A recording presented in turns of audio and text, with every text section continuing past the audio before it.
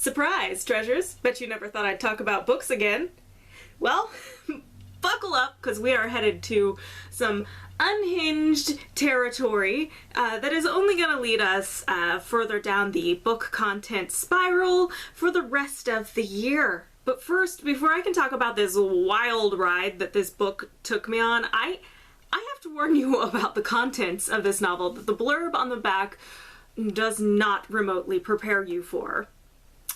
The blurb uses the words, dark past, but that's really not enough warning, so here it is.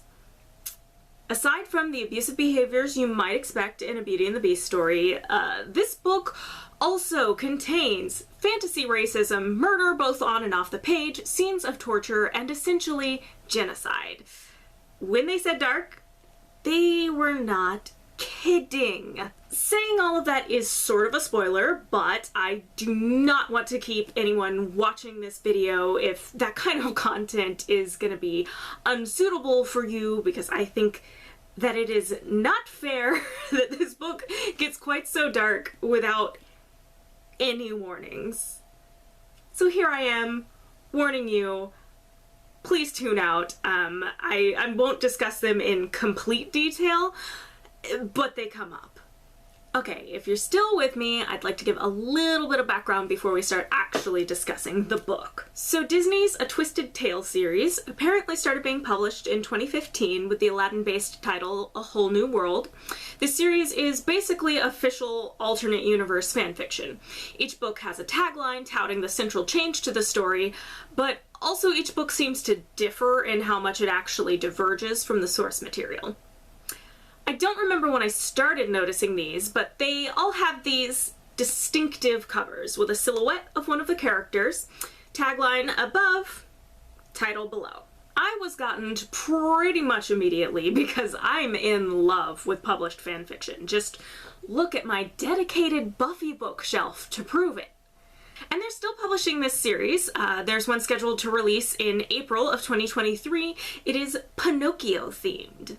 So this is as old as time. I picked it up in 2018 and started reading it not long after I finished Hocus Pocus and its all-new sequel, which was the very last book I talked about on this channel. I finished reading this book in November of 2022.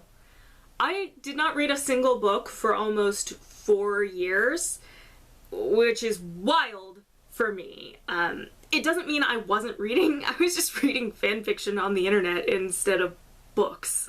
At this point, I have no memory of why I chose to specifically start with the Beauty and the Beast Twisted Tale, but I ended up initially setting it down, partially because this book has a bit of a slow start. I was maybe 50 pages into it when I stopped reading it in early 2019. So, why did I pick it back up, and why am I bothering to talk about it? Well, I've said before, in November of 2022 I had a surgery. When I went in for my pre-op appointment, I just kind of decided to take a book for the waiting room, and since this was the last book I was reading before I stopped reading things, this is the one I took. Well, I was in that waiting room for so long that I actually got to the needle drop at the end of part 1 of the book, and it became so good I could hardly put it down. So I finished reading the book while recovering from surgery a week later, and it's good. I mean, there are caveats to that, and when I say this book is good, I don't mean like so good I would throw down about its quality. It's not like a literary masterwork, it's just a good book. So here is the briefest of summaries. During the course of Belle's time in Beast Castle, she discovers that the mother she can't fully remember is the enchantress that cursed the Beast and his servants. Together, they must discover the full extent of the curse and how to break it. The search leads them to discover that the little forgotten kingdom once had a large population of magical folk who were pushed out when non-magical folks became prejudiced against them. The question becomes, is Belle's mother still alive, and can they find her? If that description tickles your interest, despite the content warnings at the beginning of this video, I do actually recommend reading the book, and from here on out, there are true spoilers. The opening chapter introduces us to a character who is obviously the Enchantress. She has been imprisoned for 10 years, and we get a scene of people tasked with feeding her, saying some seriously awful things about her. It's a decent hook. She describes that after cursing the young prince, she was ambushed and captured, though we don't find out by who. However, we then jump further back in time, and things begin very slowly for my taste.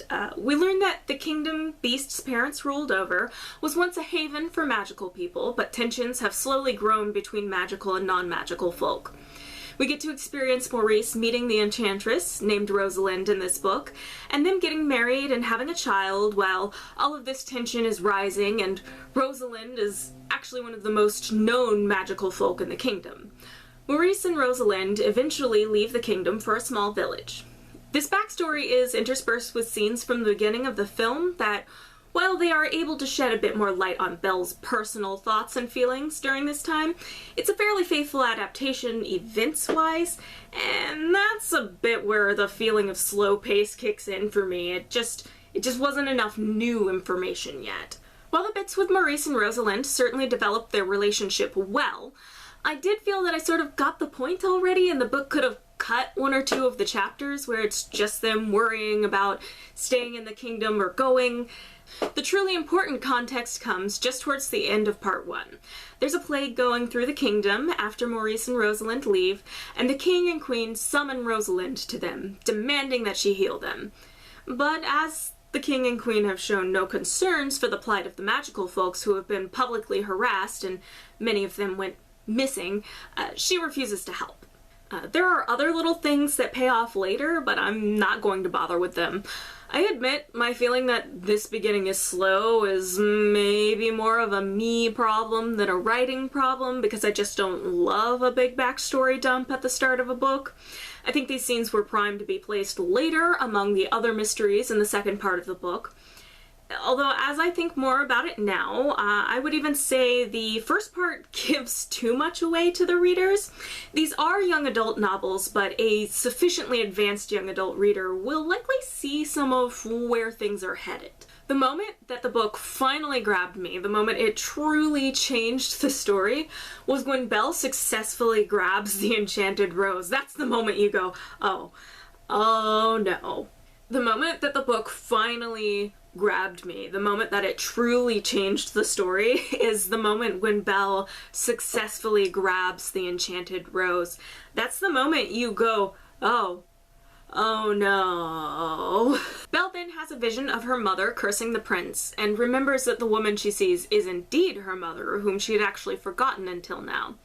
When she comes out of the vision, the rose dissolves in her hand, and the true curse of the castle descends. Spiderwebs start overtaking the castle. This is when Belle runs and escapes the castle, only to be faced with the wolves in the forest. Beast saves her, but collapses, so when Belle chooses to take him back to the castle to treat his wounds, it's with the knowledge she may never escape again. Those are some stakes right there. Trapped in a castle which is slowly being pulled into the earth by these spider webs that almost make it impossible to even see outside, Belle and Beast begin to try to figure out what went on in the kingdom and if they can break the curse. Belle continues to have visions and supernatural connections with her mother, and comes to the conclusion that she is live and must be found. But she doesn't remember her name, so they go through the kingdom's census records, finding a symbol next to some people's names, but realizing there are fewer and fewer of this symbol as the years go on, and they realize that these are the magical folk. Beast, who was only a child when his parents allowed this to happen, has to come to some hard realizations about who his parents were as rulers and people. And also they end up finding the hidden body of his childhood favorite servant, who turns out was murdered. It's pretty uncomfortable scene where they dig up a body. Their research only leads them to the story of the kingdom until Belle mentions Monsieur Levi, the bookseller. Beast remembers reading that name in the census book, and when they find it, they realize he's hundreds of years old. So naturally, they conclude that he must be magical and might have known Belle's mother. They break through the spider webs and escape the castle, only to find Monsieur Levi's shop burnt down. In the ashes, they do manage to find a mirror that shows them many of Rosalind's memories, putting more and more of the pieces together about the disappearance of magical folk. They try to go to Belle's father, but just as in the original story, Belle is ambushed in her home. However, this time, it's not Gaston waiting for her. It is the man in charge of the asylum, who has already taken her father with Gaston's help. Now, here's where the very last section of the book gets wildly dark. Beast, having waited outside Belle's home so she could prepare her father for seeing him again, upon realizing that Belle has been taken, initially runs to his castle, thinking to bring his servants as reinforcements. But the castle is still. None of the once animate objects moves or speaks to him. And if that's not enough to get your blood pumping and your eyes running, when we swap to Belle's perspective in the asylum, she ends up being tortured. Dark, who was once friends with her parents, has been trying to surgically remove magic from people, and he claims to have successfully done so on himself. No, really, this Disney book sees a Disney princess undergo some unknown surgical procedure to ensure that she's not magical, which she wasn't, and it even gets darker from there. Rosalind manages enough magic for Belle to slip loose of her bindings at some point in the operating room, and she's able to sneak around and find her mother. On her journey, Belle finds some snippets of Dark's research, and finds all kinds of nasty specimens in jars. It's honestly all very intense. Some of the notes are, they're dark. It's dark. It's very out there. I have to say, congrats Liz Braswell, you burrowed right into my head and left a very frightening and a little too real image in my head. At some point, Belle and Rosalind find and free Maurice, and they are actually going around freeing all of the other captives and fighting their way out of the asylum. At the same time, in a twist on the original scene, it is the Beast who must use his mirror to convince the villagers that Belle is really being tortured. Gaston, of course, calls for them to kill the Beast now and find out what's going on later, but the villagers become concerned. It seems most of them have at least one family member who was taken by D'Arc, who they have now become very concerned for. They go, and the villagers arrive actually just as the prisoners of the asylum are breaking out. D'Arc has a gun pointed at Belle's family, which sends the Beast into a rage as he leaps onto D'Arc to save them. Belle stops the Beast from killing D'Arc, an act which it is implied would seal his fate to become a mindless beast in truth forever. However, Gaston shows up and surprise kills D'Arc from behind while he has a gun aimed at the prince, and doesn't understand why no one is happy with him, especially when he immediately turns to propose to Belle again. With Belle's family reunited, they make their way back to the prince's castle. Rosalind tells them that she only has the power to change back all of the servants or the prince. The prince, having learned the lesson, of course, tells her to change the servants back. Belle and the prince don't seem too put out by him remaining a beast, though, as they find it to be an opportunity to travel the world looking for magical folk to direct back to the kingdom, so that it can once again be a safe haven, and perhaps, someday, they will find the person who can change him back. Which I find to be an incredibly satisfying thought. This version of Belle does get her adventure in the great wide somewhere. My only complaint being, I need the sequel detailing this journey, because I actually absolutely love the relationship between Belle and Beast in this book. It's very quippy in a way. They have just this, this something that's intangibly hard to describe, but it is very good.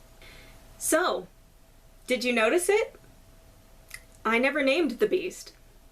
At first, I thought I had simply forgotten, but upon flipping through the book to refresh my memory while writing this, I realized there was never a moment when Belle turned to the Beast and asked his name. There is, however, a moment when the text changes from calling him Beast to calling him the prince.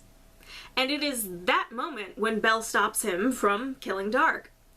I reflected this in the retelling too, because it's a symbol that while the curse is not physically broken, the prince has overcome his beastly self, has grown as a person despite the stunting to his growth caused by being cursed as a child.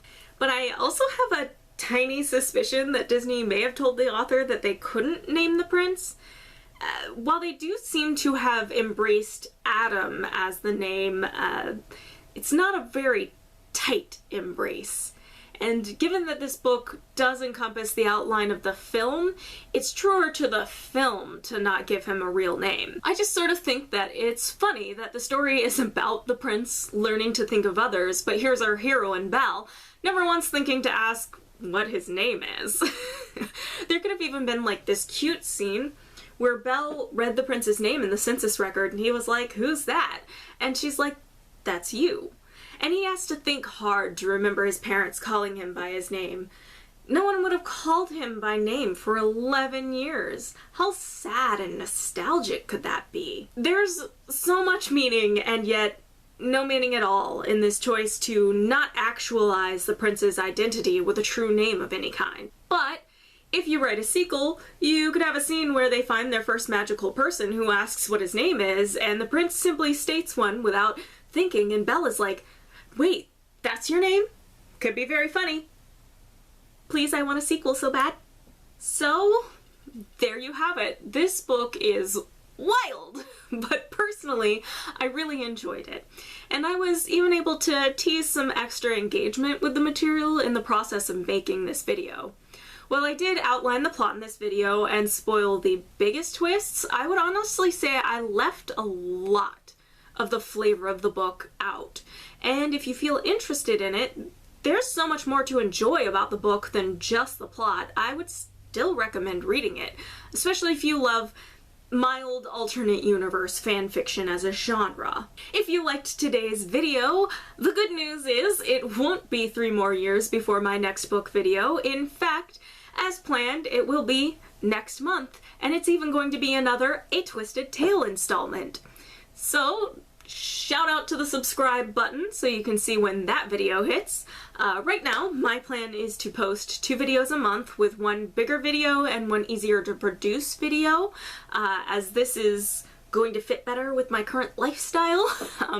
Things do change though, so if you want to see updates, I usually tweet when I'm running behind on planned videos, or if you just want to see casual content from me, I am very active on Instagram. Way more active than any other social media, actually. Thank you for watching, and I'll see you treasures next time.